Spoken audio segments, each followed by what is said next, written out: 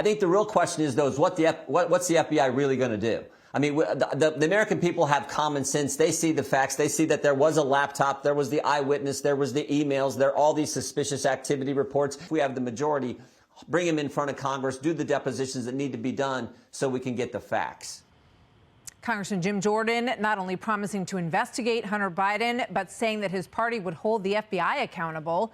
The agency is accused, some of members of the agency accused of suppressing information from Hunter's laptop ahead of the 2020 election. And then there was, of course, the participation of social media in that effort as well. So federal prosecutors reportedly have enough evidence to slap the president's son with tax charges or gun charges, potentially.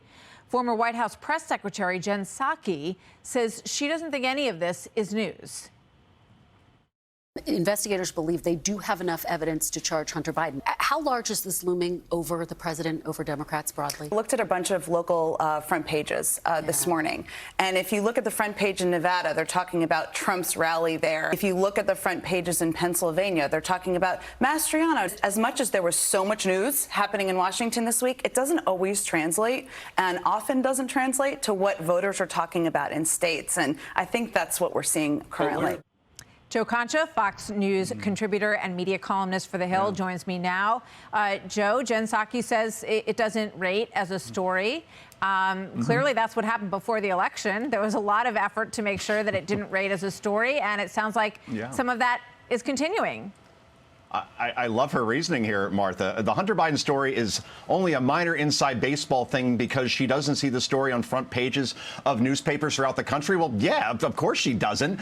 The media is running the same playbook it ran in October of 2020, mostly dismiss what is a major story. It could be the biggest story of this presidency if Joe Biden received 10% of profits as the big guy, which Hunter Biden's business partner, Tony Bobulinski, a former lieutenant in the Navy, is alleging. And if and when the GOP takes back the House, and increasingly that looks like it'll be the case, as Jim Jordan said, that will be one of the first orders of business to launch hearings and investigations into this, and that will make things very uncomfortable for Hunter Biden, but also James Biden, the president's brother, President Biden, obviously, and FBI Director Chris Wray, who needs to answer some serious questions on why his agency doesn't appear to be very interested in pursuing all the leads courtesy of that laptop from hell and its contents. Tony Bobulinski himself says that he hasn't heard from the FBI since bringing it to their attention since October of 2020. He's not heard from them. Why is that? Those are the questions that Jim Jordan and others will be asking. You would think they would at least want him to come in for a little bit of a chat after all of that.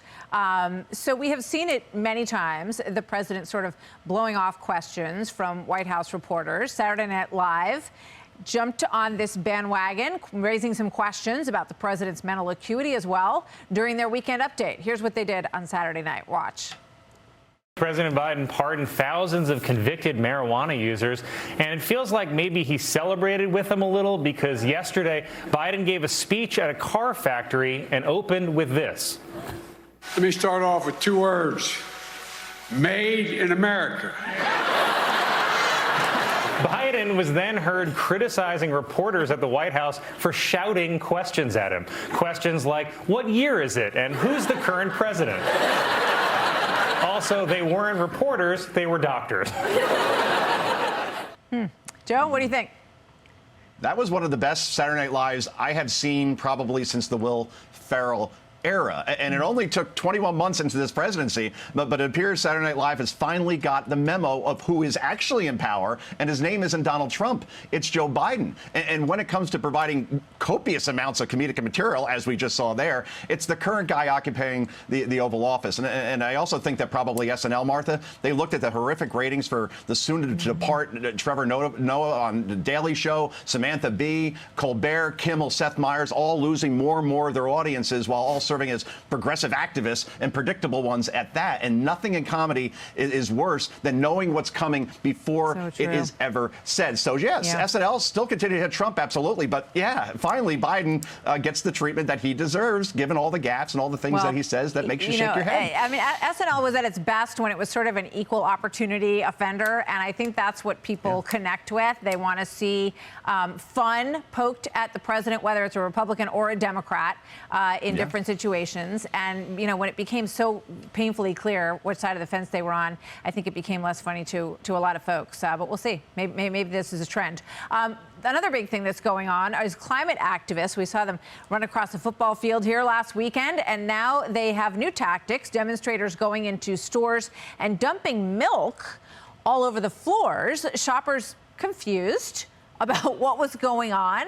The protesters are members of Animal Rebellion, an animal rights and climate change organization. According to the group, they're highlighting the need to go green and avoid exploiting animals. Joe Concha, what say you about this current trend? I hope these folks were arrested and go to jail, because the people that work at that store now, they got to clean all that up. In other words, there needs to be consequences. I'm not saying, put them away for life type of thing, but there needs to be some sort of repercussions when you do this. Go into a store, take milk, which is very expensive these days at last check, and then those poor people that work there are going to have to clean all that up. So I hope that's just something where you send a message that there is no tolerance for anything like this. And I'm not really sure that this is going to help the cause, whatever that may be in these situations. It'll probably have a boomerang effect, because this just looks silly. Yeah, they damaged product, they damaged carpets, and I'm told that they were arrested for this. So it'll be interesting to see what the ramifications are. That is in London. There were no NFL players around, apparently, in the store to tackle them, as we saw happen here.